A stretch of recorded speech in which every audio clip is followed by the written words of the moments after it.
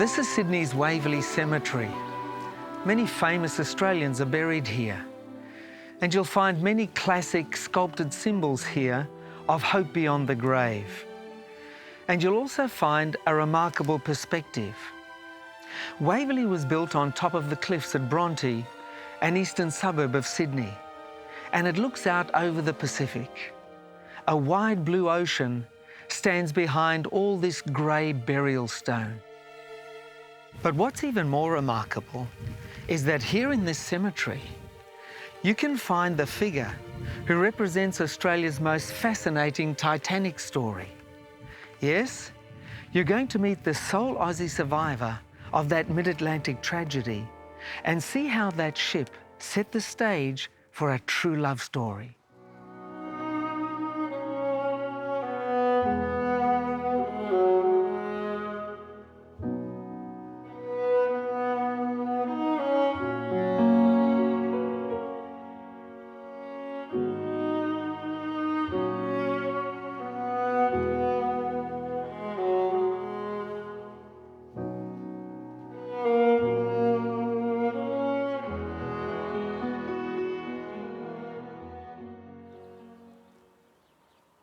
Waverly Cemetery was established in 1877. The first funeral took place that year.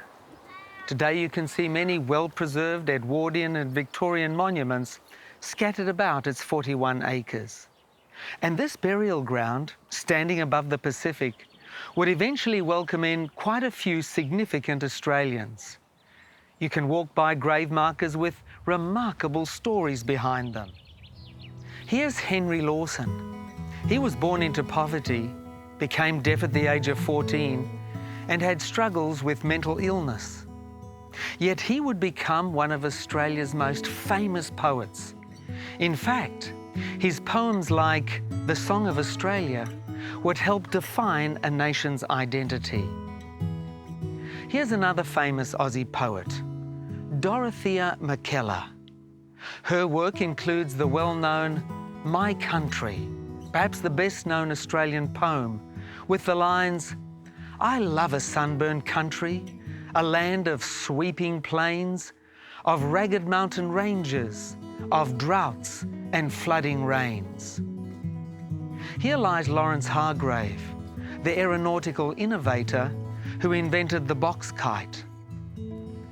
Arthur Tauschert was a silent screen star in Australian cinema. He's best remembered for his film, The Sentimental Bloke. Charles Owen Pert was a young circus entertainer. He became famous for diving from a 15-metre tower into a small tank of water only a metre deep. Sadly, he died in a diving accident when he was only 19. But here we have a very different Into the Water story. Believe it or not, it involves the Titanic, history's most dramatic ocean liner tragedy.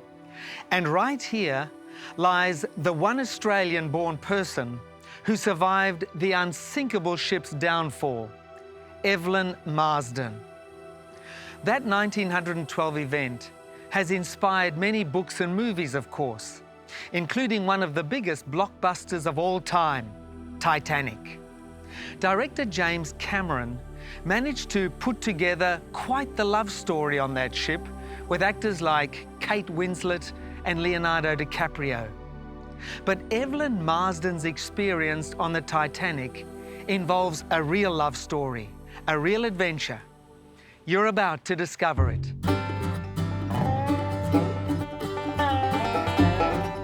We've come to the town of Pigeon Forge in Tennessee. It's not that far from the Great Smoky Mountains National Park. And this Titanic Museum allows you to become a participant in what it calls one of the greatest human dramas of all time. This is the unsinkable ship that sailed out of Southampton, England on April 12, 1912. The Royal Merchant Ship RMS Titanic.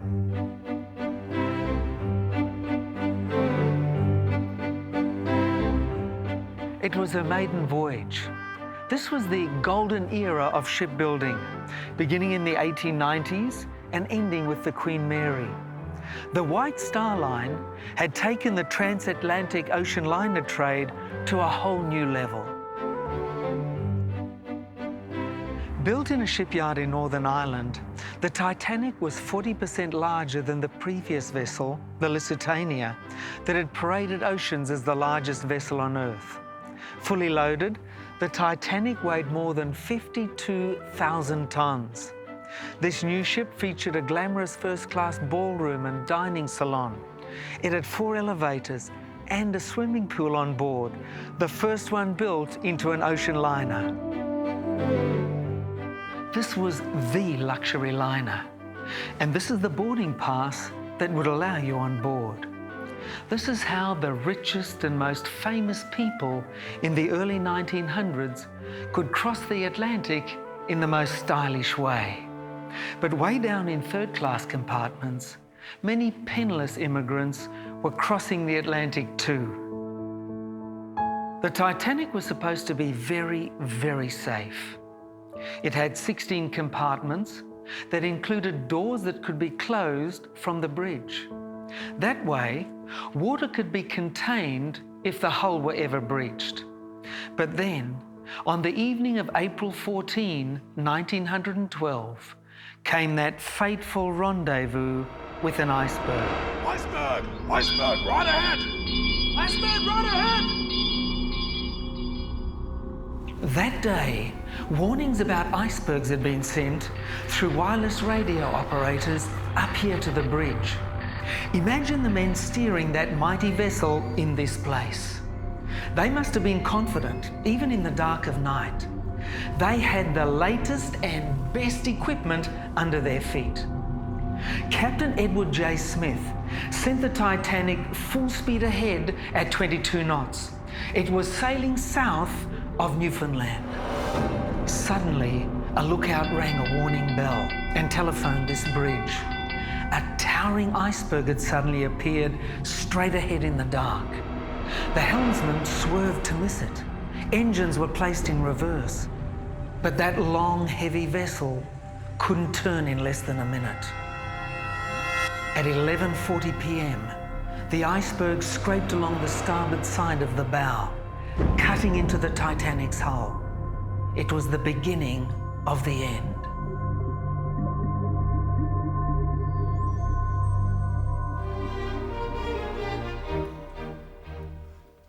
Evelyn Marsden climbed and descended these stairs many times. This is the grand staircase. It cost the museum over $1 million to build. Yes, a handcrafted, wooden inlaid, 24-carat gold-leafed feature.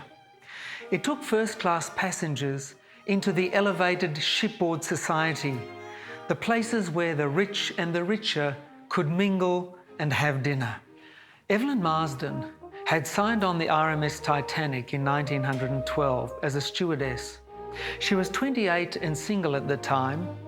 Evelyn discreetly watched passengers gliding into the first-class salon. They included famous businessmen she recognized, like John Astor and Benjamin Guggenheim. For a week, she stood by at their beck and call. And Evelyn also served as a nurse for the first-class passengers, so she would have known this area very well. How did this young woman from South Australia make it all the way to the Titanic? Well, let's go back and see.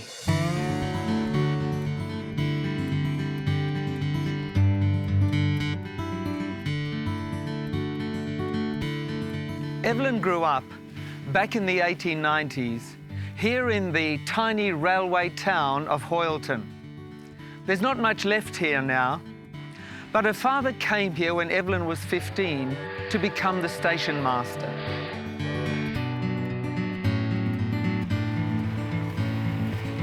This teenager would spend her holidays at Murray Bridge, a town outside Adelaide. Family friends at a farm not far from the Murray River. Evelyn took a liking to rowboats and learned to row quite well. For some reason, Straining against the tides and currents of this river was a challenge she loved. And Evelyn would become a member of the Murray Bridge Women's Rowing Club.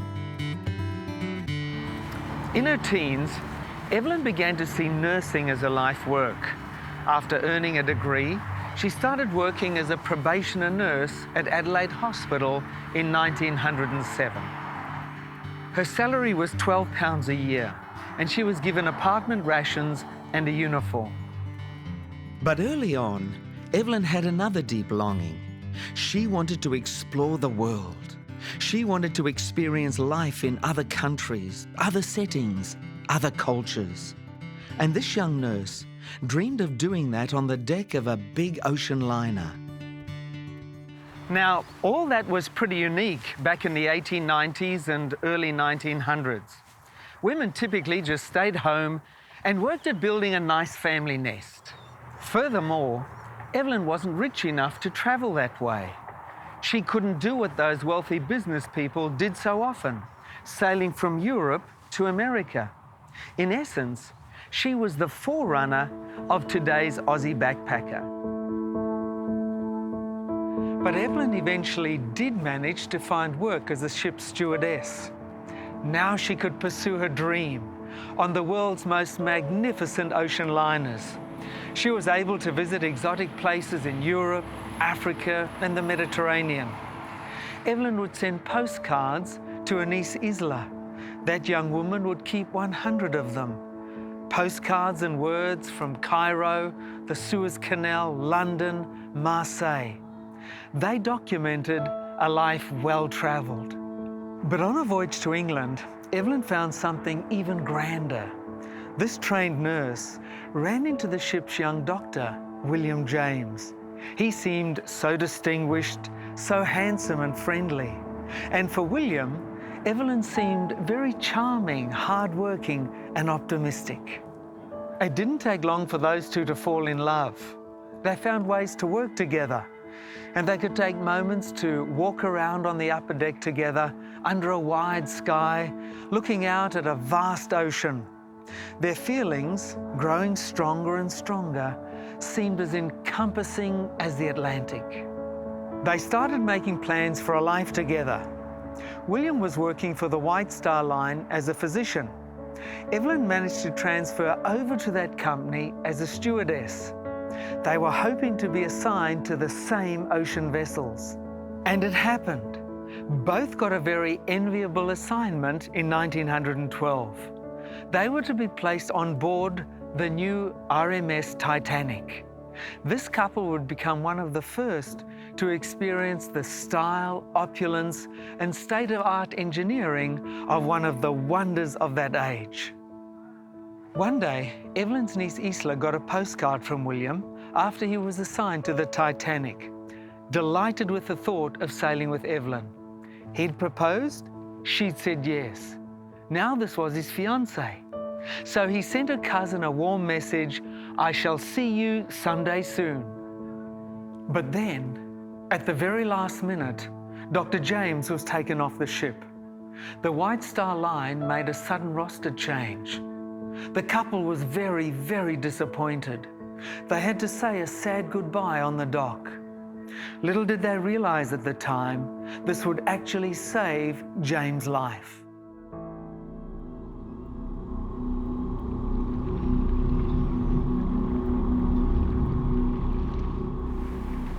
After the Titanic's collision with the iceberg, Evelyn didn't just panic. She went up on the deck and began helping people. As the ship leaned ominously into the ocean, she scurried about boarding women and children onto lifeboat 16. As it filled up, Bruce Ismay, the manager of the White Star Line, spotted Evelyn, still looking for more women and children. He quickly ordered her to jump in. She protested, "But I'm only a stewardess." "Never mind," he replied. "I've seen you give way to several others. It's your turn now." Evelyn was the last passenger onto lifeboat 16.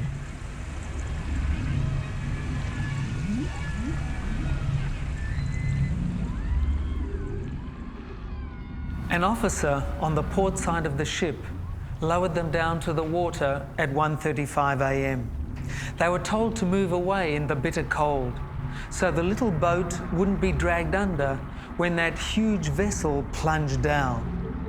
Then, as they moved away, Evelyn could hear a shipboard band playing the classic hymn, "Nearer My God to Thee."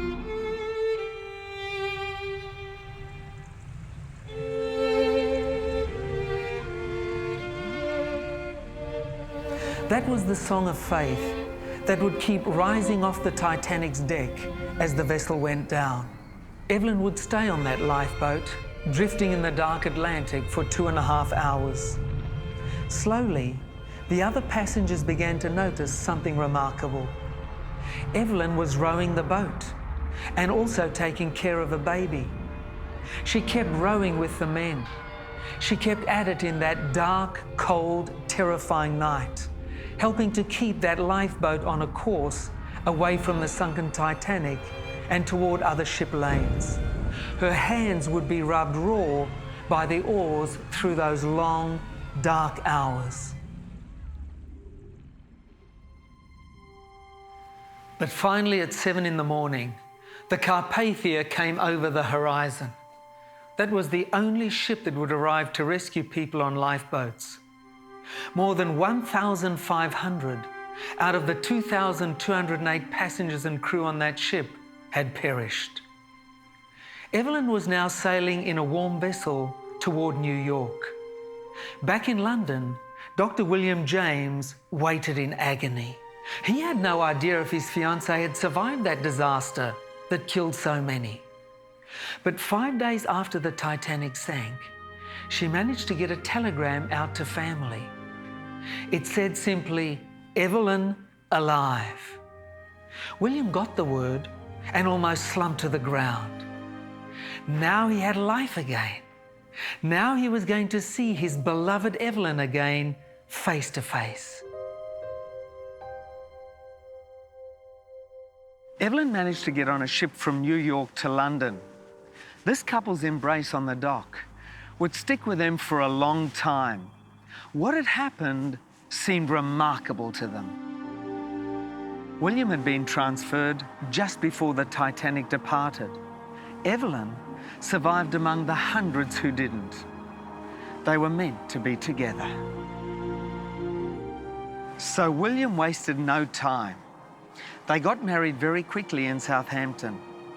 The happy couple made it back to Australia in November of 1912.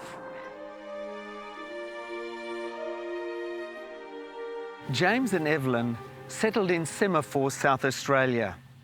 Dr. James began his practice as a physician, evidently working at the Royal Adelaide Hospital. In time, they'd moved to Bondi, Sydney, where Evelyn's husband continued seeing patients.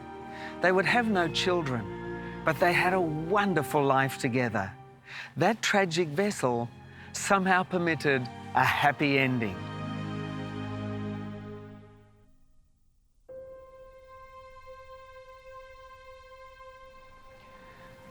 The Titanic story has an enduring appeal, of course. Many books, shows, blockbusters. It speaks to us of life's perils, the way we may sink down when we least expect it. After all, our world today isn't terribly stable. There are big dangers out there. Terrorism, for example, isn't going away. Ethnic and cultural conflicts keep blowing up here and there. The world economy goes up and down, yes, even more dramatically than a ship trying to make it through a storm. In other words, there are plenty of threats around us. There are plenty of things that can keep us worried and anxious. So, a big life question is this: how can we keep stable? How can we keep steady? How can we keep rowing our lifeboat even through the dark hours like Evelyn Marsden? This Aussie survivor's story actually suggests a key element. Remember what Evelyn was listening to as she rowed away from the sinking Titanic? Remember the hymn, "Nearer My God to Thee"? Those musicians on the deck kept playing it even as the deck angled toward the ocean. Why? because we need to grab hold of something steady in our chaotic world. And the steadiest thing is this, the Rock of Ages. The God of Scripture is the greatest source of stability. God is rock steady, supremely at peace. Tranquility flows out of the Eternal One. This changeless, consistent God can bring His peace so close that it becomes a love story. You can get really close to Him. You can make a commitment like William and Evelyn did under the wide sky. All kinds of people over the ages have found great peace and stability getting into a Heavenly Father's love story, getting nearer, my God, to Thee. Evelyn and William are lying side by side here in Waverly Cemetery.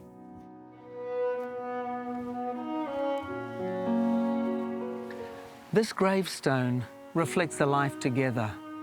The couple's grave was actually unmarked until October of 2000, when this headstone was erected. Evelyn passed away in 1938. She was just 54. William James had to bury the love of his life right here. And living without Evelyn just didn't seem doable, even to a prominent physician. A week later, William passed away. Some say of a broken heart.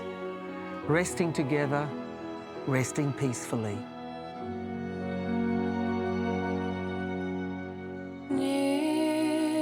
Nearer, my God, to Thee. Nearer to Thee. E'en though it be a cross that raiseth me, still all my song shall be. Nearer, my God, to Thee. Nearer, my God, to Thee. Nearer to Thee.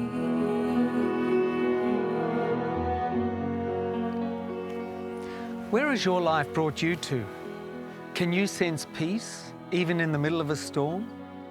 Can you keep rowing to a good place, not just fall to misfortune? You know, for me, this Waverly Cemetery suggests a good place more beautifully than just about anywhere else. Because the tombstones here have this view out to the wide ocean. They stand next to a big, blue, open world. That's what the God of peace can bring us. That's what the Rock of Ages can give us. A peaceful, stable life. He enables us to keep rowing to a good place. Take hold of the Rock of Ages. This can become your great love story. You can make a commitment. You can acknowledge the providences that have moved you toward God, the ways He's come close to you. Focus on the tune those musicians played on the sinking Titanic, Nearer, my God, to Thee. Nothing helps us more than getting closer to the Rock of Ages. Nothing takes us to a wider, more peaceful place than a relationship with this eternal Heavenly Father. Still all my song shall be.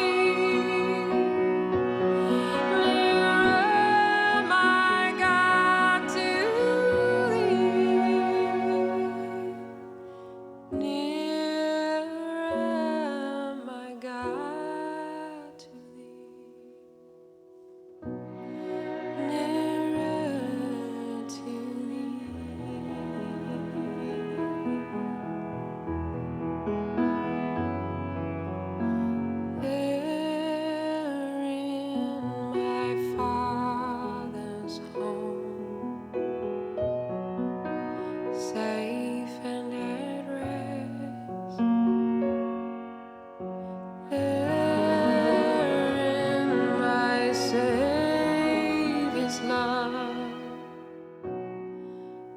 perfectly placed.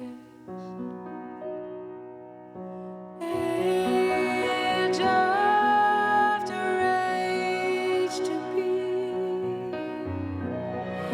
nearer, my God, to thee. Nearer, my God, to thee. Nearer to